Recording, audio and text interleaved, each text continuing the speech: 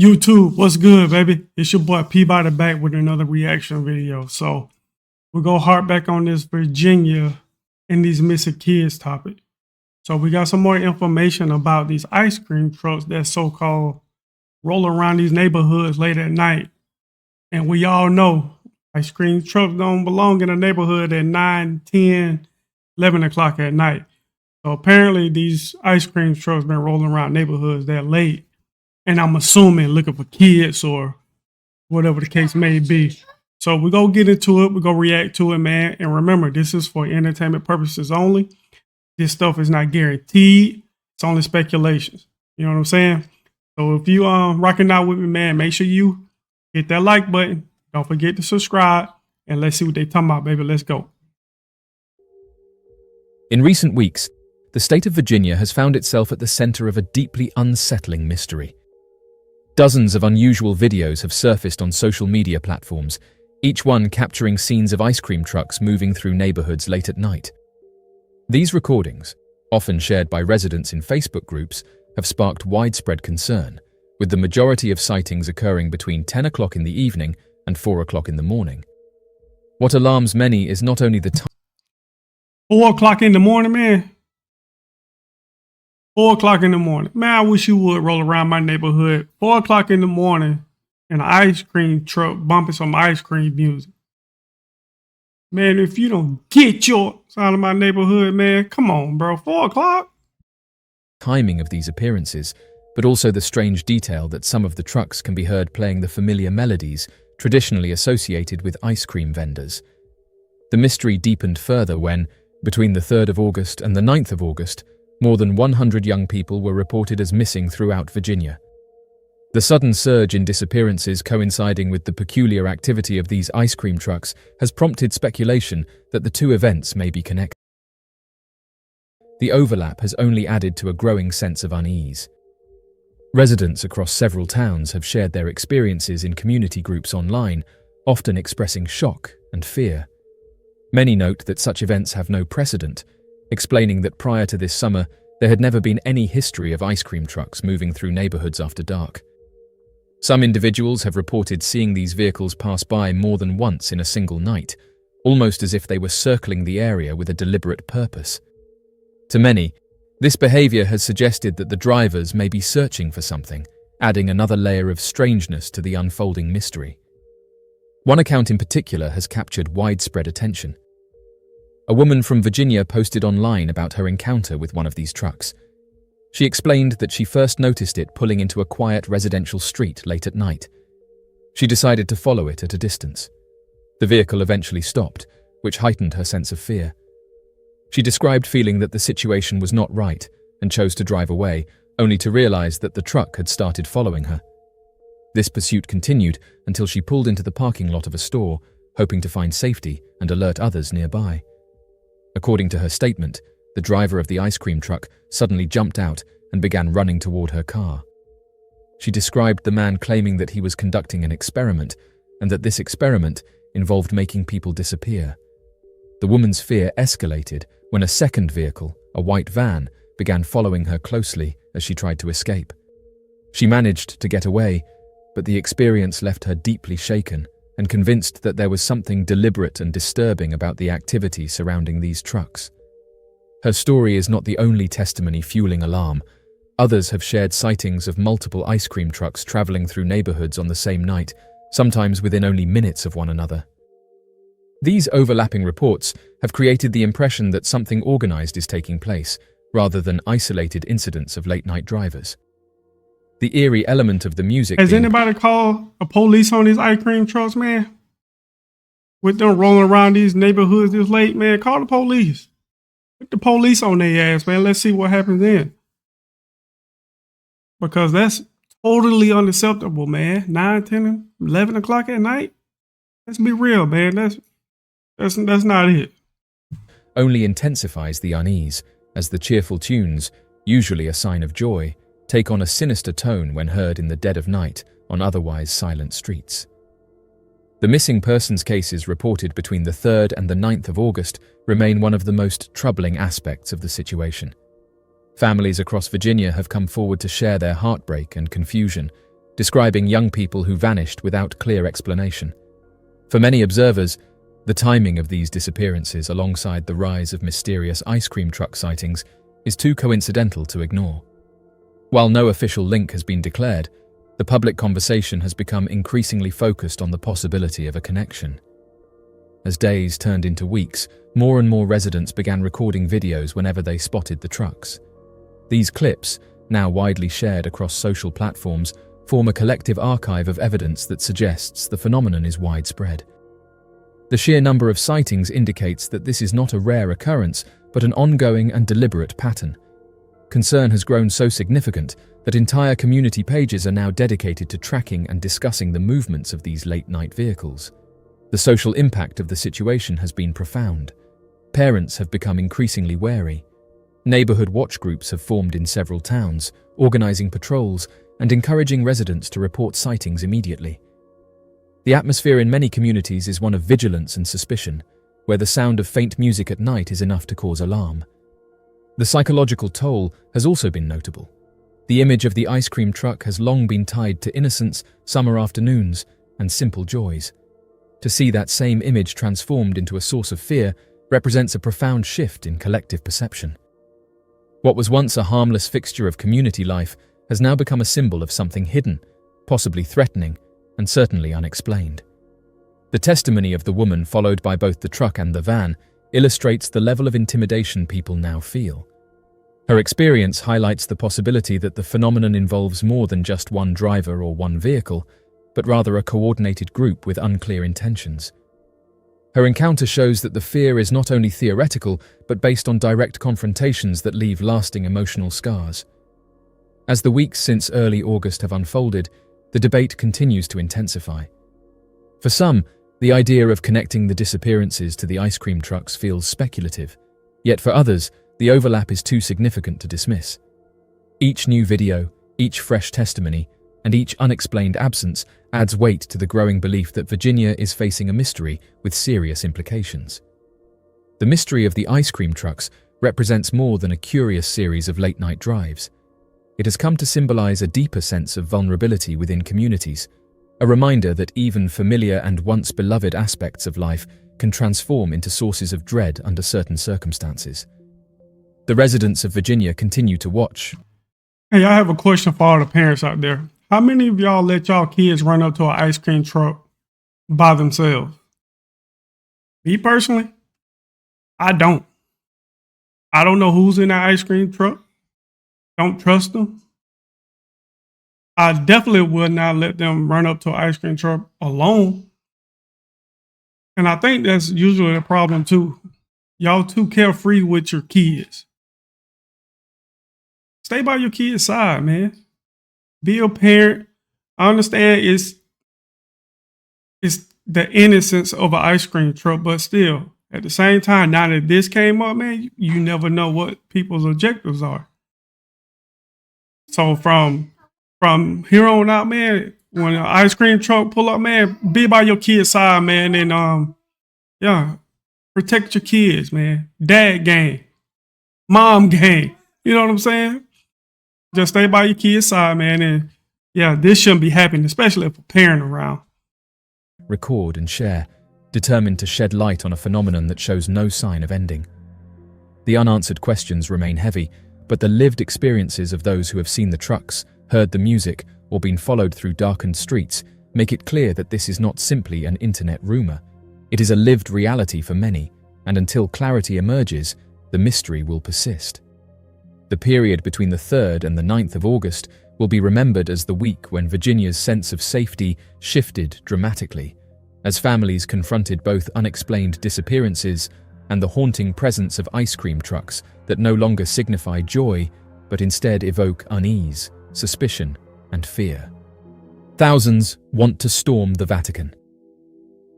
In addition to handwritten papal memos and presidential letters, the 80 kilometers of archives and shelves found at the Vatican are thought to hold a wealth of pertinent material regarding the UFO phenomenon, and it's because of this that thousands have said that they want to storm the Vatican in order to find out the truth. In 2023, the long-running endeavor acquired momentum after former United States intelligence agent David Grush testified before Congress. According to Grush, Benito Mussolini's dictatorship obtained information of a crashed UFO through back-channeling from Pope Pius to the United States.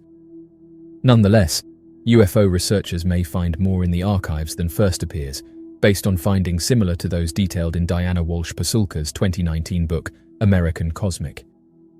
According to Pasulka, a religious studies professor at the University of North Carolina in Wilmington, there are several accounts of paranormal occurrences in the archives, including nuns who saw orbs entering their cells and other flying phenomena. She contends that rather than being miracles in the conventional Catholic sense, these incidents are more accurately explained as UFO-type happenings. She clarified that in their mad race to digitize what they have, Vatican archivists must prioritize what they consider most important. I have a question. So is all the world's secrets hidden in the Vatican? Because that's what it's coming to seem like. Everything that we want answers to is kept in the Vatican. And why is that? That is a big question. Why is everything in the Vatican? Now I'm really interested on what they're hiding, what they keep in secret.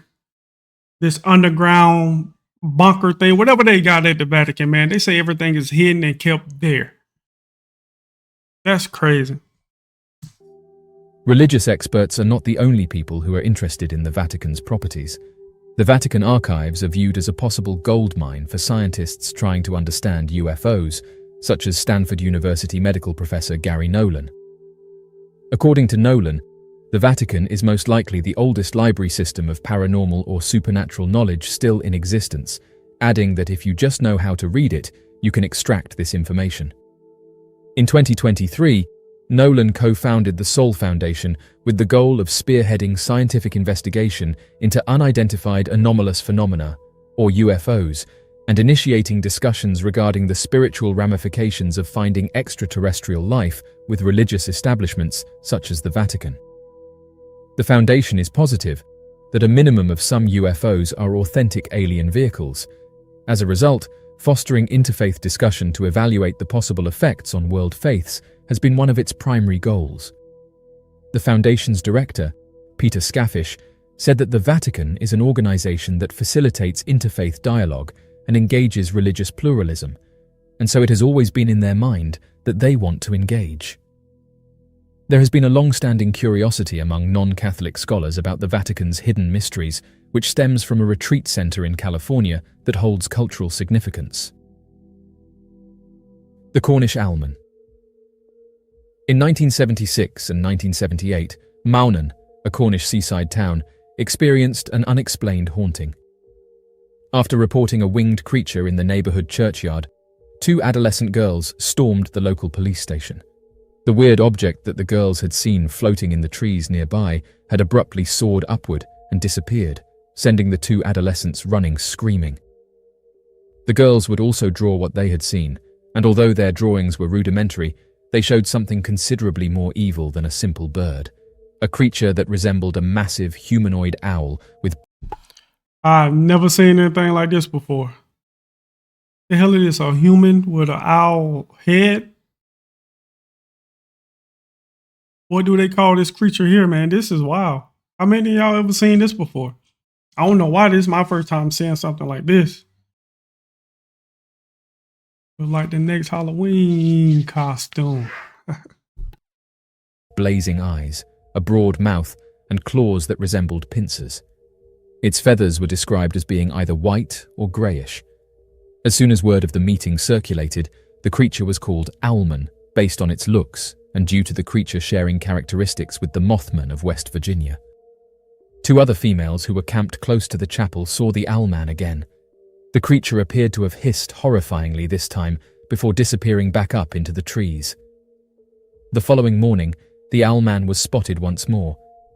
The monster was now hiding among the woods near a cliff, and as additional girls discovered it, it disappeared upward once more.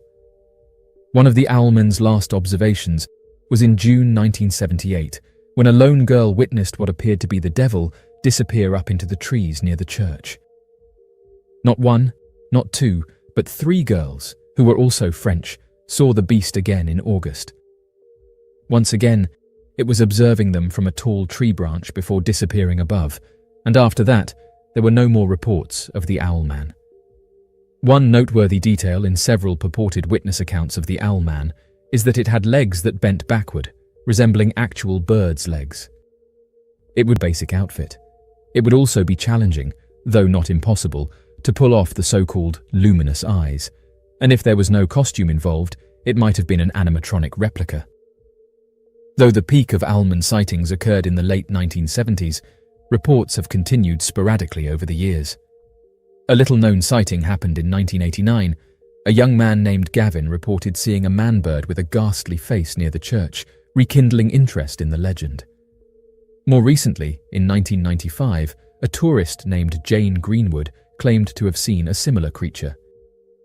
These contemporary sightings, while less frequent, keep the legend alive and ensure that the Owlman remains a topic of interest and speculation. The story of the Owlman of Cornwall serves as a reminder of the power of folklore and the human penchant for seeking out mysteries in the shadows of our understanding. The Owlman of Cornwall, with its haunting appearance and mysterious origins, continues to captivate the imagination of both locals and cryptid enthusiasts worldwide. The mysterious case of Ricky McCormick. Ricky McCormick, aged 41, was found in a cornfield 20 miles outside of St. Louis, Missouri, on June 30, 1999. Except for the 2 pages of notes in his pockets, McCormick's passing may have gone unreported due to his living conditions and health issues. McCormick's notes, written in complex, impenetrable code, have long baffled professional and amateur code breakers. Many people are certain that the notes discovered on McCormick's body contain the clue to his unexplained passing, despite his family's insistence that he could hardly spell, much less figure out a secret code. However, there is more to Ricky McCormick's case than first meets the eye. Those who knew Ricky McCormick claimed that he may have been dealing substances and that he had connections to a number of sketchy characters. Ricky McCormick appeared to have had health issues from an early age. According to news outlets, he acted abnormally, recounted unusual stories, and stood alone during playtime. According to Gloria McCormick, Ricky's favorite aunt, a psychiatrist, said he had a brick wall in his mind. According to him, Ricky declined to breach the wall, and he had a vivid imagination and disliked living in poverty. When McCormick left high school, he was hardly able to write or read. News outlets reported that McCormick's family said he was unable to spell and would instead scribble. According to his cousin, McCormick acted like he was in another world, and although many who have studied this case have suggested that he was misunderstood and used his own writing style to express himself, something that the FBI would end up agreeing with. McCormick, who didn't have a high school diploma, took up a variety of low-paying jobs, generally at night. His meager earnings and the benefits he received for his ongoing heart problems allowed him to survive. However, McCormick would find himself in trouble with the law in 1992. Following his guilty plea, Ricky McCormick was imprisoned for 13 months in the Farmington Correctional Center, but his problems would only get worse after he came out. Ricky McCormick obtained a graveyard shift job at an Amoco petrol station in downtown St. Louis after being released from prison. He encountered a number of dubious characters there who might have contributed to his unexplained passing. Juma and Baha Bob Hamdallah, 2 brothers, were in charge of the Amoco. Both were known for their harsh treatment of people, and McCormick made a few odd visits to Florida while working for them. Later, his girlfriend reported to the police that he appeared afraid and that she thought he was smuggling a substance for the Hamdallah brothers. McCormick began acting strangely in mid-June 1999, not long after his last trip to Florida. According to investigators, McCormick went to 2 different emergency departments between June 22nd and June 25th to complain of chest pain. He was last spotted at the Amoco petrol station on June 27th. After that, Ricky McCormick vanished. At first, nobody took attention, and he was not reported missing by anyone. It wasn't until June 30th, 20 miles from McCormick's residence and workplace, that he was found in a field. Even though McCormick's cause of passing was not determined by a medical examiner, investigators believed that foul play had played a role in his demise.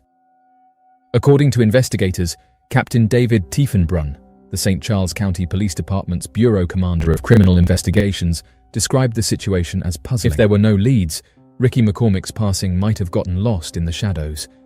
However, something odd was later discovered by the police in his pockets. Upon investigating Ricky McCormick's case, the police discovered 2 pages of handwritten notes that were encoded in some sort of language. The FBI's Cryptanalysis and Racketeering Records Unit received the notes, but even its skilled codebreakers were unable to decipher the cipher. Dan Olson, the chief of Cryptanalysis and Racketeering Records Unit, said that they don't often have an unsolved cipher of this length and significance. The personas are not arbitrary. For example, there are numerous E's that can be utilized as spacers. There are numerous traits and patterns that point to the possibility of a solution. They don't know why it can't be solved, which is the difficulty. According to the FBI website, there are 4 processes involved in breaking a code: identifying the language, the system. That man was possibly tapped into something we can't tap into. He was probably speaking a language that we have no idea about. Or he was just misspelling a bunch of words because he didn't know how to read and write. It could go either way, but at the end of the day, man, we would never know. The key, which is moving each letter to the right in the alphabet and reconstructing the text. However, the FBI could only proceed to step 2 using McCormick's notes. Therefore, the FBI requested assistance from amateur codebreakers in March 2011 after making the public aware of McCormick's notes. Advice started to pour in, and various news outlets said that codebreakers claimed to have found references to hospitals, the name Seth, and prescription reminders in McCormick's notes. However, the McCormick family wasn't persuaded. They expressed skepticism regarding McCormick's ability to write in code, having learned about the codes alongside the general population. According to a family relative, McCormick didn't write in code. However, other family members recalled that McCormick had written in codes when he was younger. Ricky McCormick's code hasn't been cracked as of yet. It's uncertain if the code was written by him or by someone else. In the realm of paranormal phenomena, encounters with ghostly apparitions have long fascinated and unsettled individuals across cultures and centuries. One such chilling encounter purportedly occurred when a trail camera captured an unsettling image of a ghost child apparition during the night. The setting is a remote woodland area, where a solitary trail camera has been strategically placed by wildlife enthusiasts or researchers to monitor local fauna and track animal behaviors. These motion-activated cameras, equipped with infrared sensors and capable of capturing high-resolution images and videos, are commonly used in wildlife conservation and research efforts worldwide. The incident began innocuously enough, with the trail camera functioning as intended, capturing images of nocturnal animals such as deer, raccoons, and birds as they traversed the forested landscape under cover of darkness. Bro, I would lose my shit if I checked my cameras and seen this, man. I honestly wouldn't know what to do. I'll be bugged out, man. That's crazy. They actually catch something like this on camera. That's wild. However, one fateful night, the camera recorded an image that defied conventional explanation and sent shockwaves through the community of paranormal investigators and enthusiasts. Then it's a little kid too. I think that's the most scary part. It's a little kid. Like a lost little girl, actually. Look like I see her head full of hair. Man. In the eerie stillness of the night, the trail camera's infrared sensor was triggered, activating its recording mechanism to capture a series of images. Among the mundane snapshots of wildlife activity, one image stood out: a faint, translucent figure of what appeared to be a young child, standing alone in the darkness of the forest. Strangely enough, the mysterious apparition is seen standing next to a deer. Many people wonder how they managed to approach the animal up close, especially because deer are known to spook quickly. The ghostly apparition depicted in the image possessed ethereal qualities, its form partially obscured, yet distinctly humanoid in shape. News of the ghostly apparition caught on the trail camera quickly spread through social media, online forums, and local news outlets, and speculation and debate ensued, with skeptics questioning the authenticity of the image and believers interpreting it as compelling evidence of supernatural activity. Paranormal investigators and experts in photographic analysis scrutinized the trail camera's metadata, examining factors such as exposure settings, ambient light conditions, and potential sources of image distortion, Their objective analysis aimed to determine whether the ghostly image could be attributed to technical glitches, environmental factors, or deliberate hoaxes.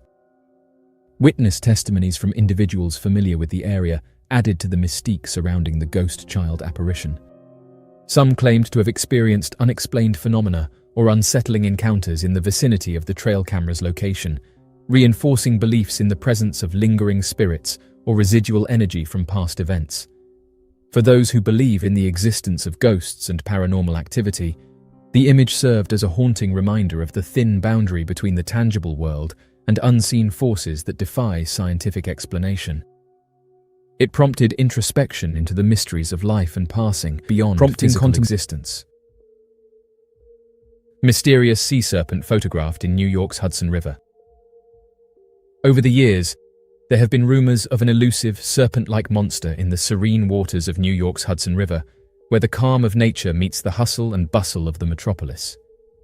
Witnesses have frequently compared these encounters to mythical sea serpents or cryptids, which has aroused discussion, intrigue, and awe among both locals and enthusiasts.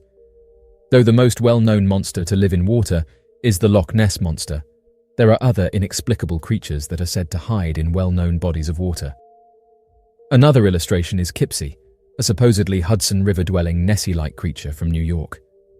Facebook user Joanne Martin posted a picture she had photographed earlier this month of what appears to be an odd serpentine critter that appears to be emerging from the river's waters. It may be far away, but the supposed creature is really interesting, with a tail and long neck sticking out of the water in addition to the classic hump. Local news sources swiftly published the picture, which led to some discussion among users who speculated as to whether the object in question was actually a piece of driftwood or something more. Now, to be honest, man, there is so much water on this earth, especially the oceans. There is no telling what's under that water, man. There is no telling what we haven't seen. There is no telling what we haven't discovered yet. So I don't put none of this stuff past anybody when it's dealing with water. Like I said, bro, there is no telling what's under that water. No telling. Who knows? But I promise you, somebody knows something. And it probably will never be told unless you find it yourself or see it for yourself. So when I see this image right here, yeah, I see a big whatever the hell it is. I don't know what it is, but it's something big. And I believe it. Because there's one thing I don't mess with, it's the ocean. You can ask anybody in my family. I go to the beach with you all day, kick it in the sand, soak up the sun. But your boy's not getting in that water. Period. At all. Stories of serpent-like creatures in the Hudson River date back centuries, rooted in Native American folklore and early European explorers' accounts. Native tribes such as the Lenape spoke of a water spirit believed to inhabit the river's depths, a testament to the cultural significance of the Hudson and its mystical inhabitants. European settlers later encountered similar tales, describing sightings of monstrous serpents or sea snakes that allegedly surfaced from the river's murky depths. These accounts, though often dismissed as myths or exaggerations, contributed to a rich tapestry of Hudson River lore that persists to this day. In contemporary times, sightings of a serpent-like creature in the Hudson River continue to be reported sporadically, captivating the public's imagination and prompting speculation among cryptozoologists and amateur researchers. Witnesses describe the creature as elongated, with a sinuous body and sometimes adorned with protrusions or fins, a description that evokes comparisons to prehistoric marine reptiles or undiscovered species. One notable sighting occurred in the early 21st century, when a group of kayakers claimed to have encountered a large, serpent-like creature gliding gracefully through the water. The witnesses, seasoned river enthusiasts, recounted how the creature surfaced briefly before diving back into the depths, leaving behind only ripples and a sense of awe. Subsequent sightings by fishermen, boaters, and waterfront residents have added to the mystique surrounding the Hudson River serpent. These eyewitness testimonies vary in detail, but consistently describe a creature that defies easy classification, a testament to the enduring allure of cryptids and unexplained phenomena. Skeptics and scientists approach reports of a serpent-like creature in the Hudson River with caution, citing the lack of conclusive evidence and the potential for misidentification of known aquatic species. They point to the river's diverse ecosystem, which includes sturgeon, eels, and other aquatic fauna, as potential sources of mistaken sightings or exaggerated accounts. However, proponents of the Hudson River serpent hypothesis argue that the creature's elusive nature and sporadic appearances align with patterns observed in other cryptid sightings worldwide. They advocate for systematic surveys, underwater cameras, and acoustic monitoring to gather empirical data and corroborate eyewitness reports, a scientific approach aimed at unraveling the mystery of the river's mysterious inhabitant. The legend of the Hudson River serpent has permeated popular culture, inspiring artistic interpretations, literary works, and local folklore festivals dedicated to artists and storytellers have depicted the creature in various forms, from whimsical illustrations to ominous depictions that evoke a sense of primal fear and fascination. Community engagement initiatives, such as citizen science projects and educational outreach programs, encourage public participation in monitoring and documenting wildlife sightings along the Hudson River. These efforts foster a deeper connection to the natural environment and promote stewardship of local waterways, while also honoring the cultural heritage associated with the river's mythical inhabitants. The Hairy Hands of Dartmoor. Found in Dartmoor, in the English county of Devon, there resides a strip of road that has become so notorious for its number of annual traffic accidents that a large portion of the local residents claim it to be at the center of an impossible-to-explain supernatural phenomenon. This phenomenon has come to be known as the Hairy Hands of Dartmoor.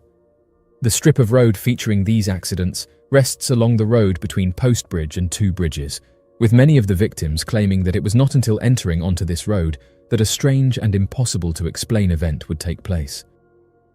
The victims often reported that, seemingly out of nowhere, it would feel as if the steering wheel was pulled in a specific direction, as if someone or something grabbed onto the steering wheel and attempted to throw them off of the road. Despite these numerous reports from the victims, it wasn't until the first reports began surfacing surrounding that of victims claiming to have seen ghostly severed hands grabbing onto their steering wheel before crashing and passing out that the locals began to connect the dots of the paranormal aspect of this occurrence. This soon led to many claiming that the accidents were the result of some ghostly figure of a pair of hands attempting to drive people off the road, a theory that would later be tested to a certain level of success. Journalist and author Rufus Endell would later claim that a pair of hands gripped the driving wheel, adding that they had to fight for control, proving that the accident could be avoided if one was aware of where the hands were pulling the wheel.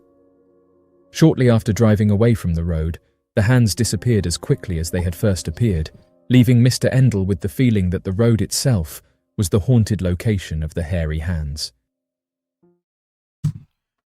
Alright guys, that ends that video, man. So, Virginia, I don't know what's going on, but please stay vigilant. Parents, keep your eyes on your kids, man. I don't care what their age are. Let's be parents.